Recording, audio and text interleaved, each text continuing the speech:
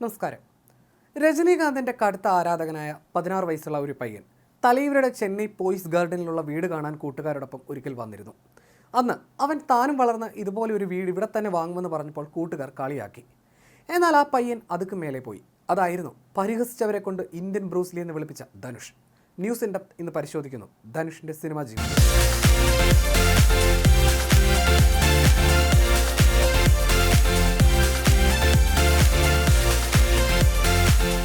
ഇപ്പോഴത്തെ ധനുഷ് നായകനാകുന്ന 50ാമത് ചിത്രം രായനും ഹിറ്റായിരിക്കുകയാണ്. ആഗോളതലത്തിൽ ഇതുവരെ 150 കോടിയിലധികം രൂപയാണ് ചിത്രം നേടിയിരിക്കുന്നത്. ഈ വർഷം 150 കോടി ക്ലബിലെത്തുന്ന തമിഴ് ചിത്രമെന്ന ഖ്യാതി രായന് സ്വന്തമാണ്. തമിഴ്നാട്ടിൽ നിന്ന് മാത്രം 75 കോടിയിലധികം രൂപ ചിത്രം നേടിക്കഴിഞ്ഞു. ധനുഷ് തന്നെയാണ് ചിത്രം സംവിധാനം ചെയ്തതും. ധനുഷിന്റെ കരിയറിലെ ആദ്യ 150 കോടി ക്ലബ് ചിത്രവും ഇതാണ്. താരത്തിന്റെ 3ാം സംവിധാന സംരംഭമാണ് രായൻ. 2017 പുറത്തിറങ്ങിയ പാപ്പണ്ടിയാണ് ധനുഷ് സംവിധാനം ചെയ്ത ആദ്യ ചിത്രം. ഇതോടെ നടൻ, സംവിധായകൻ, നിർമ്മാതാവ്, ഗായകൻ എന്നിങ്ങനെ സിനിമയിലെ സമസ്ത മേഖലകളിലും അയാൾ കൈവച്ചു കഴിഞ്ഞു. ശരിക്കും ഒരു അസാധാരണ ജീവിത കഥയാണ് ധനുഷിൻ്റേത്. കറുത്ത മെല്ലിച്ച രൂപത്തിൻ്റെ പേരിൽ ഒരിക്കൽ തന്നെ ബോഡി ഷെയിം ചെയ്തവരെ കൊണ്ട് തന്നെ അയാൾ കൈയടിപ്പിച്ചു. ഇന്ത്യൻ ബ്രൂസ്ലി എന്ന് വിളിപ്പിച്ചു. പലരും കരുതുന്നത് പോലെ ഒരു നെപ്പോട്ടി ആക്ടർ അല്ല ധനുഷ്. സഹസംവിധായകനായ പിതാവിൻ്റെ സാമ്പത്തിക പരാധീനത മൂലം പട്ടിണി ബാല്യത്തിലൂടെയാണ് അയാൾ കടന്നുപോയത്.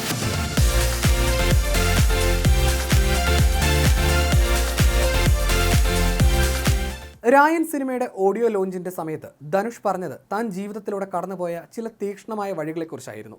അന്തരിച്ച മുഖ്യമന്ത്രി ജയലളിതയുടെയും നടൻ രജനീകാന്തിൻ്റെയും വീടുകൾക്കടുത്ത് പോയിസ് ഗാർഡനിൽ വീട് വാങ്ങിയതിനെക്കുറിച്ചായിരുന്നു അദ്ദേഹം പ്രതികരിച്ചത്. പോയിസ് ഗാർഡനിലെ വീട് ഇത്രയും വലിയ സംസാര വിഷയമാകുമായിരുന്നെങ്കിൽ താൻ ഒരു ചെറിയ അപ്പാർട്ട്മെൻറ്റിൽ താമസിച്ചേനെ എന്നായിരുന്നു അദ്ദേഹം പ്രതികരിച്ചത്. ആ വീടിന് പിന്നിലെ കഥയും അദ്ദേഹം പറഞ്ഞു. അദ്ദേഹത്തിൻ്റെ വാക്കുകൾ ഇങ്ങനെയായിരുന്നു: ഈ വീടിന് പിന്നിൽ ഒരു ചെറിയ കഥയുണ്ട്.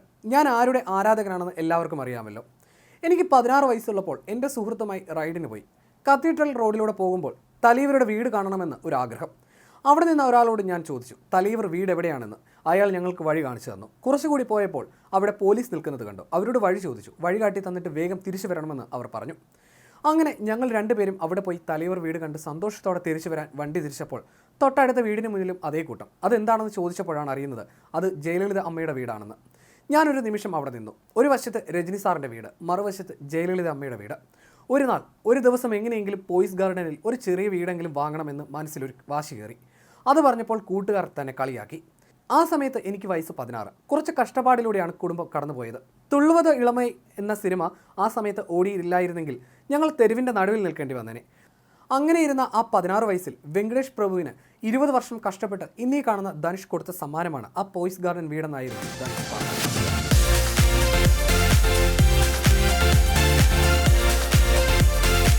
ചലച്ചിത്ര സംവിധായകനായ കസ്തൂരി രാജയുടെ മകനായി 1983 ജൂലൈ 28 മദ്രാസിൽ ജനിച്ചു. തമിഴ് സിനിമാ കഥയെ വെല്ലുന്നതായിരുന്നു ധനുഷിൻ്റെ ജീവിതം.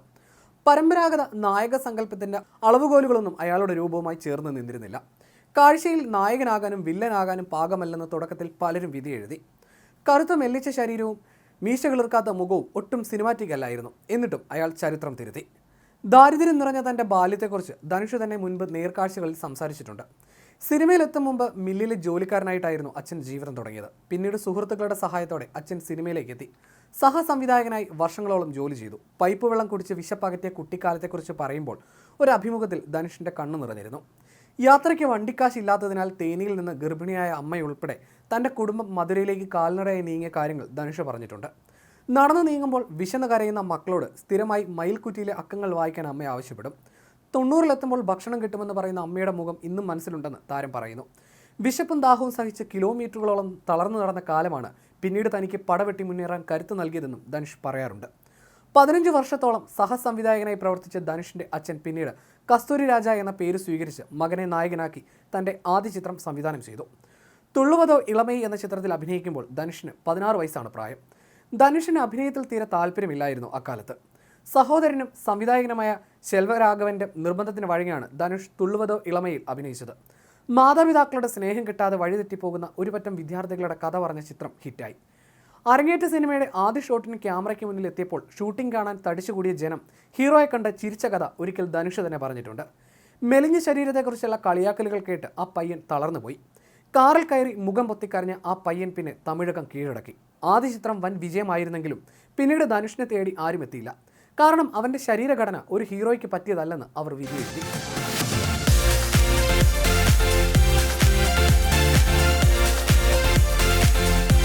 ധനുഷിന്റെ ഗോഡ് ഫാദർ എന്ന് പറയുന്നത് ചേട്ടൻ ശെൽവരാഘവനാണ്. അദ്ദേഹം ധനുഷിനെ വിട്ടില്ല. അങ്ങനെ ശെൽവരാഘവന്റെ സംവിധാനത്തിൽ രണ്ടാം സിനിമയായി. അതാണ് കാതൽ കൊണ്ടേൻ. കുട്ടിക്കാലത്ത് മാനസികമായി കശക്കേറിയപ്പെട്ടവന് കൗമാരകാലത്തുണ്ടാകുന്ന മാനസിക സംഘർഷങ്ങളാണ് ചിത്രം പറഞ്ഞത്. മാനസിക വൈകൃതങ്ങൾ അസാമാന്യമായി അവതരിപ്പിച്ച ധനുഷ് രണ്ടാം ചിത്രത്തിലൂടെ കയ്യടി നേടി. ഗ്ലാമറില്ലാത്ത നായകന് അഭിനയിക്കാൻ അറിയാമെന്ന് സിനിമ കണ്ടിറങ്ങിയവർ അഭിപ്രായപ്പെട്ടു. കാതൽ കൊണ്ടതിന് ശേഷം പക്ക തമിഴ് മസാല ചിത്രമായി വന്ന തിരുടാ തിരുടിയും വലിയ സാമ്പത്തിക നേട്ടം കൈവരിച്ചതോടെ ധനുഷിന് ഹാട്രിക് വിജയമായി. മന്മഥരാസ എന്ന് തുടങ്ങുന്ന പാട്ടും നൃത്തരംഗവും തമിഴകത്തിൻ്റെ മനം കവർന്നു. പിന്നീട് വന്ന പുതുക്കോട്ടയിലിരുന്ന് ശരവണൻ എന്ന ചിത്രവും ഹിറ്റായി. ആദ്യ ചിത്രങ്ങൾ വൻ വിജയമായിരുന്നെങ്കിലും തുടർന്ന് വന്ന ചിത്രങ്ങൾ പരാജയമായിരുന്നു. പിതാവ് കസ്തൂരിരാജ് തന്നെ സംവിധാനം നിർവഹിച്ച ഡ്രീംസ് എന്ന ചിത്രം വൻ പരാജയമായി. ദേവതയെ കണ്ടേൻ, അത് ഒരു കനാകാലം എന്നീ 2005 ഇറങ്ങിയ ചിത്രങ്ങൾ ശരാശരി വിജയം നേടി. പ്രകാശ് രാജിനൊപ്പം അഭിനയിച്ച തിരുവിളയാടൽ ആരംഭം എന്ന ചിത്രത്തിലൂടെ ഹാസ്യ പ്രാധാന്യമുള്ള നായകനെയും അവതരിപ്പിച്ചു. 2007 ആദ്യ പാതിയിൽ പടങ്ങളൊന്നും ഹിറ്റാകാതിരുന്ന ധനുഷിന് അതേ വർഷം ദീപാവലിക്ക് പുറത്തിറങ്ങിയ പൊല്ലാതവനാണ് കരിയറിലെ ഏറ്റവും വലിയ ബ്രേക്ക് സമ്മാനിച്ചത്. തുടർന്ന് വന്ന യാരടി നീ മോഹിനി, പഠിക്കാതവൻ, ഉത്തമപുത്രൻ എന്നീ ചിത്രങ്ങൾ വിജയം കൈവരിച്ചതോടെ ധനുഷ് തന്റെ സ്ഥാനം തമിഴ് സിനിമാ ലോകത്ത് അരക്കിട്ടുറപ്പിച്ചു. പഠിക്കാതവനിലെ ക്ലൈമാക്സ് രംഗം ഏറെ പ്രേക്ഷക ശ്രദ്ധ പിടിച്ചുപറ്റി. വെട്രിമാരൻ തന്നെ ഒരുക്കിയ ആടുകളും എക്കാലത്തെയും മികച്ച വിജയമാണ് ധനുഷിന് സമ്മാനിച്ചത്. സ്ഥിരം ശൈലിയിൽ നിന്ന് വ്യത്യസ്തമായി വലിയ ബഹളങ്ങളില്ലാത്ത നായക വേഷത്തിലേക്ക് ധനുഷ് മാറി. തമിഴ്നാട്ടിലെ നാട്ടുമ്പുറങ്ങളിൽ കണ്ടുമുട്ടുന്ന സാധാരണക്കാരായ യുവാവിൻ്റെ വേഷത്തിൽ പിന്നെ ധനുഷോളം മികച്ചതായി മറ്റാരുമുണ്ടായില്ല. വേലയില്ല പട്ടധാരി എന്ന ചിത്രത്തിൻ്റെ സൂപ്പർ ഹിറ്റ് വിജയത്തിലൂടെ ധനുഷ് തമിഴ് സിനിമാ ലോകത്തെ മറ്റെല്ലാ യുവതാരങ്ങളെ കടത്തിവെട്ടി മുന്നേറി. മാപ്പിളൈ, 3, മാരി, മരിയാൻ, വട ചെന്നൈ അങ്ങനെ തൊട്ടതെല്ലാം ഹിറ്റാക്കി മുന്നോട്ട് പോയ ജൈത്രയാത്ര. വിജയ്, അജിത് എന്നിവർക്ക് ശേഷമുള്ള താരനിരയിലേക്ക് വളരെ പെട്ടെന്ന് തന്നെ ധനുഷ് എന്ന നടൻ പറന്നിറങ്ങി. തമിഴ് ചിത്രങ്ങളുടെ വിജയ സമവാക്യങ്ങൾ പൊളിച്ചെഴുതി. തനി ഗ്രാമീണതയിലേക്ക് സിനിമയെ കൂട്ടിക്കൊണ്ടുപോകുന്ന നായകനായിരുന്നു ധനുഷ്. വംശീയത എന്നും വികാരമായി നെഞ്ചേറ്റിയ തമിഴർക്ക് മുന്നിൽ കറുപ്പിൻ്റെ താളവും ആഴവും തന്നെയാണ് താരം തുറന്നു കാണിച്ചത്. സോഡാക്കുപ്പി കണ്ണടയും മുടി ചീകാത്ത തലയുമായി കാണുന്ന പയ്യന്മാരെയെല്ലാം ധനുഷ് എന്ന് വിളിക്കാൻ തുടങ്ങിയ ഒരു കാലമുണ്ടായിരുന്നു. അപമാനിച്ചവർക്കും പരിഹാസച്ചിരി ചിരിച്ചവർക്കും തൻ്റെ പ്രകടനം കൊണ്ടാണ് ധനുഷ് മറുപടി കൊടുത്തത്. പരിഹസിച്ചവർ തന്നെ അവന് ഇന്ത്യൻ ബ്രൂസ്ലി എന്ന പേരും സമ്മാനിച്ചു. മീശയും താടിയും വടിച്ചാൽ +2കാരൻ, മീശ വെച്ചാൽ യുവാവ്, അല്പം നരയിട്ടാൽ വൃദ്ധൻ, അങ്ങനെ ഏത് കാലത്തേക്കും മാറ്റാൻ കഴിയുന്ന ശരീരവുമായി അയാൾ കസറുകയാണ്. പച്ച തമിഴനായിട്ടാണ് ധനുഷ് പൊതുവേദികളിലും പ്രത്യക്ഷപ്പെടുക. കഴുത്തിൽ കറുത്ത ചരടിൽ കൊരുത്ത രുദ്രാക്ഷം, മുത്തുമാല, വെള്ളമുണ്ട്, വെള്ള ഷർട്ട്. ഹോളിവുഡ് ചിത്രം ഗ്രേമാൻ്റെ പ്രീമിയറിന് പോലും കോട്ടിട്ടവർക്ക് മുന്നിൽ ഇങ്ങനെ തനി തമിഴനായി അദ്ദേഹം നിറഞ്ഞു.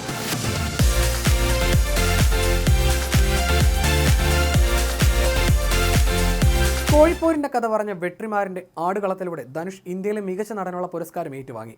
പഠിക്കാത്തവൻ, കുട്ടി, യാരടി നീ മോഹിനി, മരിയാൻ, വേലയില്ല പട്ടധാരി, അനേകൻ, മാരി എന്നീ ചിത്രങ്ങളിലൂടെയെല്ലാം ധനുഷ് എന്ന നടൻ്റെ താരമൂല്യം ഉയരുകയായിരുന്നു.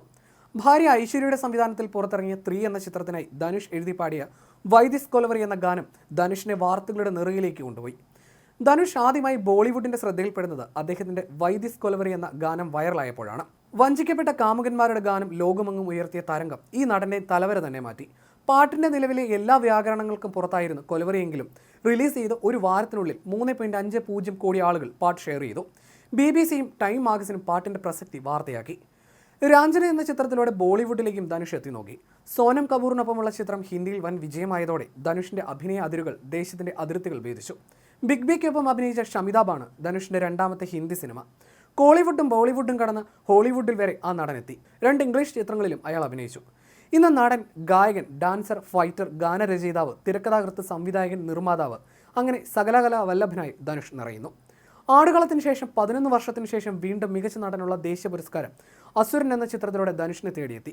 2 ചിത്രങ്ങളും സംവിധാനം ചെയ്തത് ഒരാൾ തന്നെ, വെട്രിമാരൻ.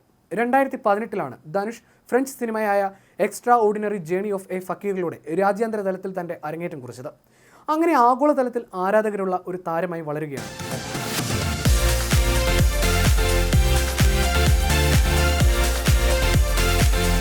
അതിനിടെ ധനുഷിന്റെ മാതാപിതാക്കൾ എന്ന അവകാശവുമായി വൃദ്ധ ദമ്പതികൾ രംഗത്ത് വന്നത് ഇന്ത്യൻ സിനിമാ ലോകത്തെ ഇളക്കിമറിച്ചു. രക്ഷിതാക്കൾ എന്ന് അവകാശപ്പെട്ട് രംഗത്ത് വന്നവർ തട്ടിപ്പുകാരാണെന്ന് പറഞ്ഞ് ധനുഷ് അവകാശവാദങ്ങളെ എതിർത്തു. എന്നാൽ ധനുഷിനെ DNA ടെസ്റ്റിന് വെല്ലുവിളിച്ച് വൃദ്ധ ദമ്പതികൾ അവകാശവാദം ശക്തമാക്കിയതോടെ വിവാദം കൊഴുത്തു. മധുരയിലുള്ള കതിരേശനും മീനാക്ഷിയുമാണ് ധനുഷ് തങ്ങളുടെ ഇളയ മകനാണെന്ന അവകാശവാദവുമായി കോടതിയിലെത്തിയിരുന്നത്. ധനുഷ് തങ്ങളുടെ 3ാമത്തെ മകനാണെന്നും സ്കൂളിൽ പഠിക്കുമ്പോൾ നാട് വിട്ടുപോയതാണെന്നുമാണ് ദമ്പതികളുടെ വാദം. 1985 നവംബർ 7 ജനിച്ച ധനുഷിന്റെ യഥാർത്ഥ പേര് കാളികേശവൻ എന്നാണെന്നും ദമ്പതികൾ അവകാശപ്പെട്ടു. പ്രായം ചെന്ന തങ്ങളുടെ ജീവിത ചെലവിന് മാസം 65,000 രൂപ വീതം ധനുഷ് നൽകണമെന്നാവശ്യപ്പെട്ടായിരുന്നു ഇവർ കോടതിയെ സമീപിച്ചത്. ധനുഷിൻ്റേതാണെന്ന് അവകാശപ്പെടുന്ന പഴയ ഫോട്ടോയും ഇവർ തെളിവിനായി കോടതിയിൽ ഹാജരാക്കിയിരുന്നു. കേസ് പരിഗണിച്ച മേലൂർ ജുഡീഷ്യൽ മജിസ്ട്രേറ്റ് കോടതി നേരിട്ട് ഹാജരാകാൻ ധനുഷിനോട് നിർദ്ദേശിച്ചു. DNA പരിശോധനയ്ക്ക് വെല്ലുവിളിച്ചതിന് പിന്നാലെ സ്കൂൾ സർട്ടിഫിക്കറ്റുകളുടെ ഒറിജിനൽ ഹാജരാക്കാൻ കോടതി ആവശ്യപ്പെട്ടു. മദ്രാസ് ഹൈക്കോടതിയുടെ മധുരൈ ബെഞ്ചാണ് ധനുഷിനോട് സർട്ടിഫിക്കറ്റുകൾ ആവശ്യപ്പെട്ടത്. തന്റെ വാദത്തിന് ആധാരമായി സ്കൂൾ സർട്ടിഫിക്കറ്റിന്റെ കോപ്പിയും ജനന സർട്ടിഫിക്കറ്റും ധനുഷ് സമർപ്പിച്ചിരുന്നു.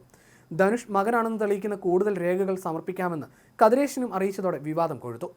ബന്ധുക്കളും സുഹൃത്തുക്കളും സ്കൂൾ സഹപാഠികളും ധനുഷ് കാളികേശവനാണെന്ന് തെളിയിക്കാൻ തങ്ങൾക്കൊപ്പം ഉണ്ടെന്നും ദമ്പതികൾ കോടതിയെ അറിയിച്ചു.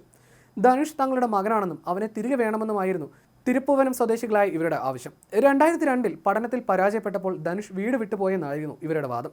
കാണാതായ മകനെ കണ്ടെത്താൻ ഏറെ നാൾ ശ്രമിച്ചെങ്കിലും ഫലമുണ്ടായില്ലെന്നും പിന്നീട് സിനിമ കണ്ടപ്പോഴാണ് തിരിച്ചറിഞ്ഞതെന്നും ഇവർ പറഞ്ഞു. തമിഴ്നാട് ട്രാൻസ്പോർട്ട് കോർപ്പറേഷനിലെ ജീവനക്കാരനായിരുന്നു കതിരേശൻ. പക്ഷേ പിന്നീട് വിശദമായ വാദത്തിനും സാക്ഷിമൊഴികൾക്കും ശേഷം കോടതി കതിരേശന്റെ വാദം തള്ളുകയായിരുന്നു.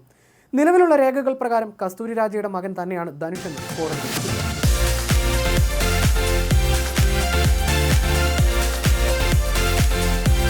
അതിനിടെ സൂപ്പർ താരം രജനിയുടെ മകളെ കാമുകിയും ഭാര്യയുമാക്കിയതിലൂടെ ധനുഷ് വീണ്ടും മാധ്യമങ്ങളിൽ നിറഞ്ഞു. 6 മാസം നീണ്ട പ്രണയത്തിനൊടുവിൽ 2004 നവംബർ 18 ധനുഷ് ഐശ്വര്യ വിവാഹം. വിവാഹിതനാകുമ്പോൾ ധനുഷിന് 21 വയസ്സും ഐശ്വര്യയ്ക്ക് 23 വയസ്സുമായിരുന്നു പ്രായം. വധുവിൻ്റെ പ്രായക്കൂടുതലും വിവാഹത്തിൽ രജനിക്കുള്ള അതൃപ്തിയുമെല്ലാം അന്ന് ആഘോഷിക്കപ്പെട്ട വാർത്തകളായിരുന്നു. 2022 ജനുവരി 26 18 വർഷം നീണ്ട ഒരുമിച്ചുള്ള ജീവിതം വേർപിരിയാണെന്ന് ഇരുവരും ട്വിറ്ററിലൂടെ അറിയിച്ചു. യാത്രയിൽ ലിംഗയുമാണ് ഇവരുടെ മക്കൾ. അവരുടെ കാര്യങ്ങൾക്ക് ഇനി ഒരുമിച്ചുണ്ടാകുമെന്നും ഇരുവരും വ്യക്തമാക്കി. നല്ല സുഹൃത്തുക്കളായി മുന്നോട്ട് പോകുമെന്നും ഇവർ പറയുന്നു. പിരിഞ്ഞിട്ടും പരസ്പരം ചെളിവാരിയെറിയാതെ ഇരുവരും മാന്യത കാട്ടി. 2 വ്യക്തികളെന്ന നിലയിൽ തങ്ങളുടെ നന്മയ്ക്ക് വേണ്ടിയാണ് ഈ തീരുമാനമെന്നായിരുന്നു അവർ സംയുക്ത പ്രസ്താവനയിൽ പറഞ്ഞത്. പിരിഞ്ഞിട്ടും ഇന്നും അവർ സുഹൃത്തുക്കളായി തുടരുകയാണ്. കൊലവറി പാട്ടിനടക്കം താൻ കടപ്പെട്ടിരിക്കുന്നത് ഐശ്വര്യയോടാണെന്നും തൻ്റെ കരിയറിൽ അവർ ഏറെ പങ്ക് വഹിച്ചിട്ടുണ്ടെന്ന് പിരിഞ്ഞതിന് ശേഷവും ധനുഷ് പറഞ്ഞിരുന്നു. ഒരു മോട്ടിവേഷൻ സ്പീക്കറിൽ നിന്നും കിട്ടാത്ത അസാധാരണ ജീവിതമാണ് ധനുഷിൻ്റേത്. പൈപ്പ് വെള്ളം കുടിച്ച് പരിഹസിക്കപ്പെട്ട ബാലനിൽ നിന്ന് സൂപ്പർ സ്റ്റാറിലേക്ക് വളരുമ്പോഴും അയാൾ വിനയാന്വിതനാവുന്നു. ഒന്നുമില്ലായ്മയിൽ നിന്ന് വന്നയാളാണ് ഞാൻ, അതുകൊണ്ട് തന്നെ ഒന്നും നഷ്ടപ്പെടുന്നില്ല, കിട്ടിയതെല്ലാം ബോണസാണ്. ഇപ്പോൾ രായൻ്റെ വിജയം തമിഴ് മക്കളുടെ സമ്മാനമായി കരുതുന്നു. 150 കോടിയിലെത്തിയ രായൻ സിനിമയുടെ വിജയാഘോഷത്തിലും ധനുഷ് പറയുന്നത് അങ്ങനെയാണ്.